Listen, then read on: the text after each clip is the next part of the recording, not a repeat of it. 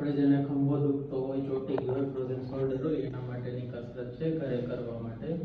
પહેલા આ રીતે જો આગળ હાથ પકડી સીધો હાથ ઉપર લઈ જાઓ, હા એ પાછો ધીમે ધીમે નીચે લઈ આવવાનું, ચાપ લઈ જાઓ પાછું ઉપર, લઈ આવો નીચે નીચે નીચે, હા લઈ જાઓ પાછું બે હાથ ભેગા કરી ઉપર, બરાબર.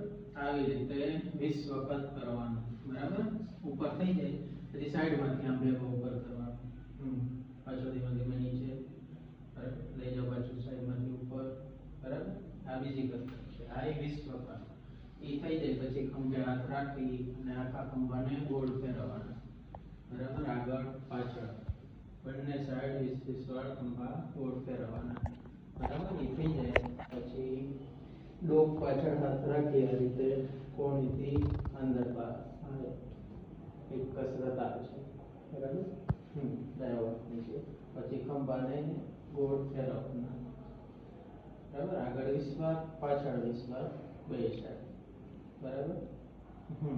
પછી આ રીતે હાથ રાખી કોણીથી જેટલું પાછળ જાય એટલું લઈ જવાનું, પાછું આગળ લઈ જાઓ પાછળ, બરાબર. આ કસરત છે. આ થાય પછી એક હાથ જે દુખાવાળો હાથ છે ને પાછળ લઈ બીજા હાથેથી આ રીતના ધક્કો મારવાનો, બરાબર.